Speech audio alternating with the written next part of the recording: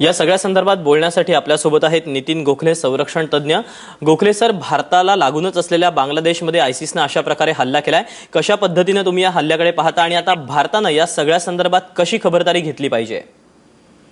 असं आहे की बांगलादेशमध्ये ISIS चा प्रादुर्भाव वाढतो आहे हे गेले काही महिने लक्षात येत होतं आणि भारतात सुद्धा आपण बघितलं असेल गेल्या 3-4 दिवसात हैदराबादमध्ये एका तिथे मॉड्यूलला पकडलं गेलं होतं ISISच्या। त्यामुळे ढाक्यात जो हल्ला झाला आहे हा एक खूप मोठी गंभीर गोष्ट आहे आणि भारताला या बाबतीत सतर्क राहायला लागेल, कारण बांगलादेशमधनं भारतात येणं हे पुष्कळसं सोपं आहे पाकिस्तानमधनं भारतात येण्यापेक्षा।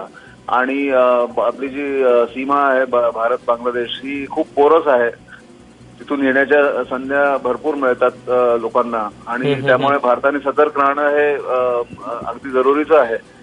कारण गुलशनमध्ये म्हणजे ढाक्याच्या गुलशन एरियात जो काल रात्री हमला झाला आणि ज्याच्यात आज 18 लोकांना तिथून सुरक्षित बाहेर काढलं गेलं असं सांगण्यात येत आहे, त्याच्यामध्ये हे दिसून येत आहे की ISIS चा प्रादुर्भाव आणि ISIS जो स्प्रेड म्हणतात ज्याला इन्फ्लुएन्स तो या भागामध्ये खूप वाढला आहे भारत बांगलादेश आणि याच्यासाठी भारताने सतर्क राहणं अतिशय जरुरी आहे। त्याच्यासाठी 2-3 गोष्टी करायला लागतील। एक तर सीमेवरची जी सतर्कता आहे, जी गस्त आहे ती वाढवायला लागेल आणि इंटेलिजन्स ऑपरेशन्स जे असतात त्याच्यावरती अजून जोर दिला गेला पाहिजे भारतातर्फे। आणि भारत आणि बांगलादेशच्या मध्ये जे एक सहकार्य गेले 4-5 वर्ष आपण बघतो आहे इंटेलिजन्स ऑपरेशनचं, ते सुद्धा अजून वाढवलं पाहिजे असं मला वाटतं। आणि येत्या काही महिन्यात आपल्याला पुष्कळ सतर्क राहायला पाहिजे, कारण आता अगदी भारताच्या दरवाजावरती